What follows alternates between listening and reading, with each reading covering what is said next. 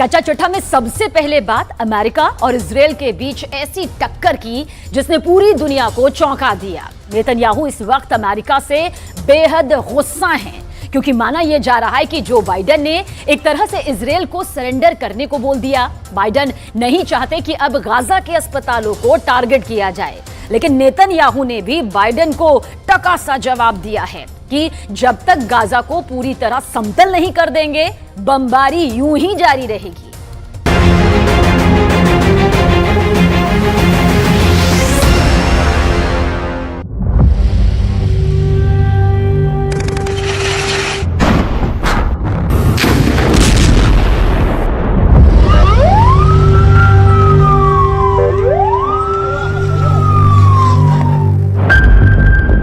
Gaza पट्टी और Israel के युद्ध से किसे फायदा हो रहा है? कौन किस पर भारी पड़ रहा है?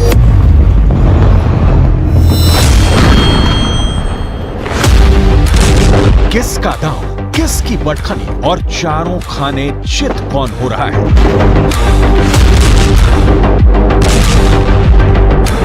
सवाल बहुत है, लेकिन 24 घंटे के अंदर इस युद्ध को लेकर ऐसा नया मोड़ आ गया है कि इजरायल से लेकर अमेरिका तक सब हक्का बक्का है।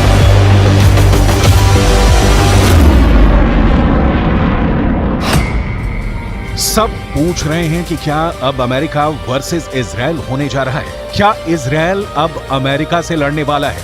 क्यों कहा जा रहा है कि नेतन्याहू का कोड व्हाइट हाउस एक्टिव हो गया है? कोड व्हाइट हाउस यानी सीधा नेतन्याहू वर्सेस बाइडेन होने वाला है।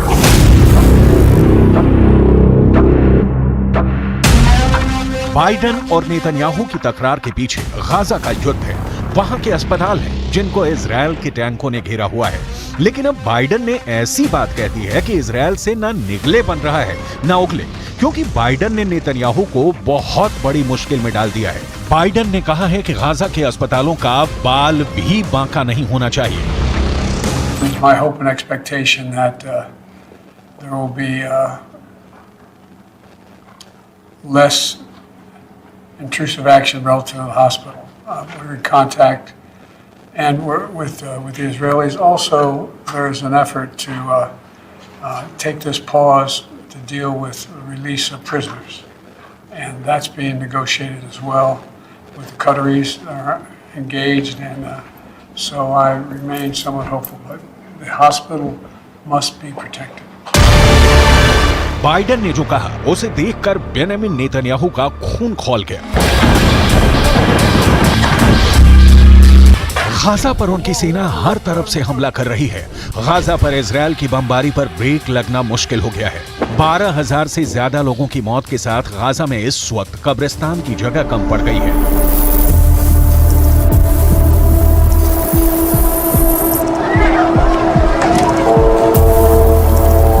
5,000 से ज्यादा बच्चे मारे जा चुके हैं और अब बाइडेन की तरफ से मांग की गई है कि गाजा के अस्पतालों पर हमले रोके जाएं। लेकिन बाइडेन की वार्निंग से बेफिक्र नेतन्याहू इजरायल के सैनिकों के बीच पहुंचे हैं और उन्होंने साफ कह दिया है कि अब बमबारी पर कोई ब्रेक नहीं लगा सकता। गाजा पर तब तक हमले जारी रहेंगे जब तक इजरायल की जीत नहीं हो जाती। פשוט רעים.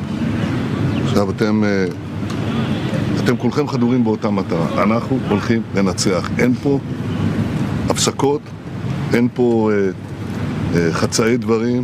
זה לא מבצע, זה לא סבב. פה הולכים עד הניצחון הטוטלי.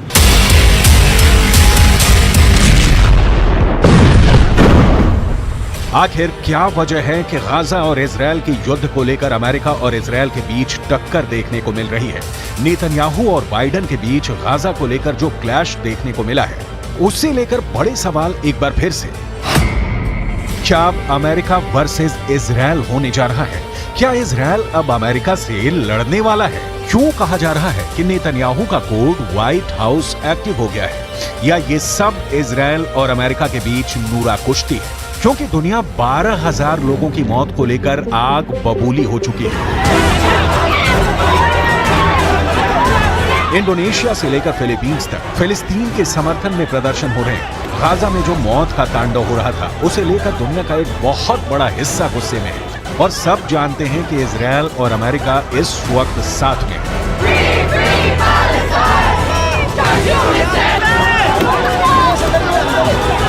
Israel is being funded by the United States. The bombs being dropped on Gaza come from the United States. The bullets used on Palestinians come from the United States. The drones used on Palestinians come from the United States. The U.S. has an overwhelming responsibility for the humanitarian catastrophe that is happening now in Gaza. And the U.S. has not called for any kind of meaningful ceasefire that would prevent the carnage that we are seeing.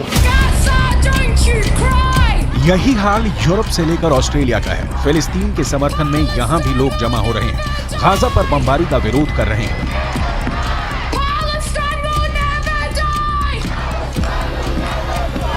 इस भीड़ में ऐसा कोई नहीं है जो अब Gaza के अस्पतालों में जख्मी लोगों को देखना चाहता है। कोई नहीं चाहता कि गाजा के अस्पतालों से बच्चों की लाशें निकलें।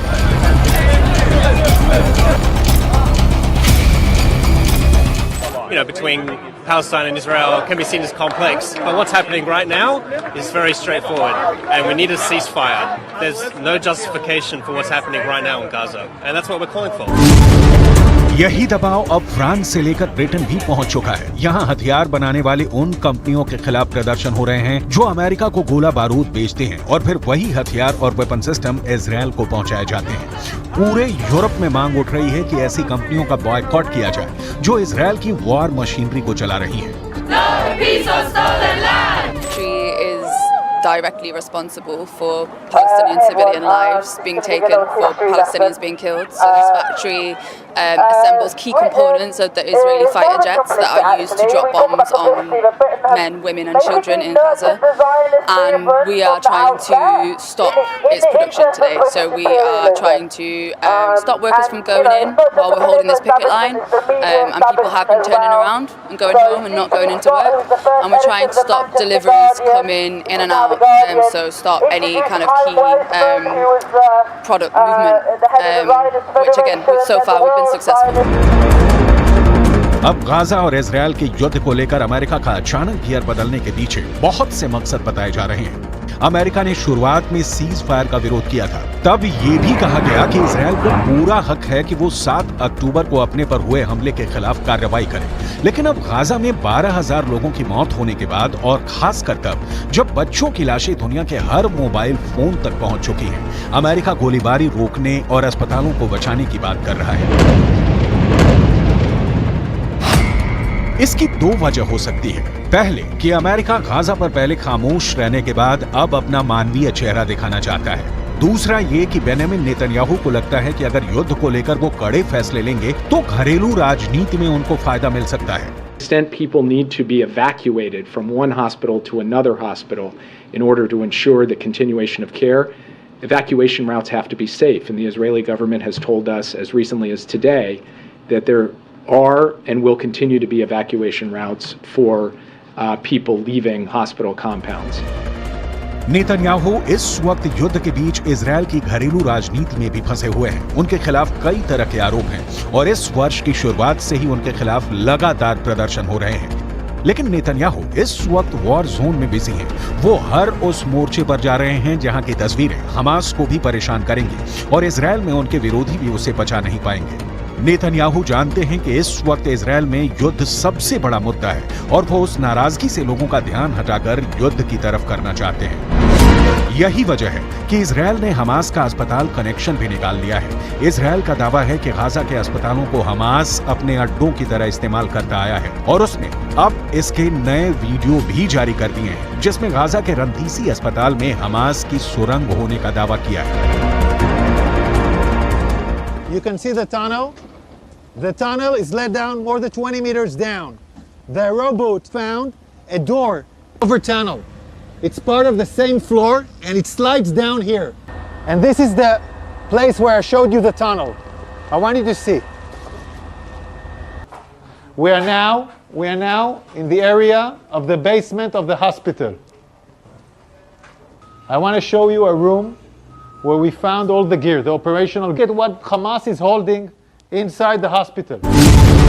इजरायल की सेना का दावा है कि हमास ने इस अस्पताल को अपने अड्डे की तरह इस्तेमाल किया है और यही हाल गाजा के बाकी अस्पतालों का भी है। वैसे गाजा से आ रही रिपोर्ट से पता चला है कि गाजा के अहली अरब अस्पताल, जिसमें इस वक्त 500 से ज्यादा मरीज हैं, वहां इलाज पूरी तरह से बंद करना पड़ा है।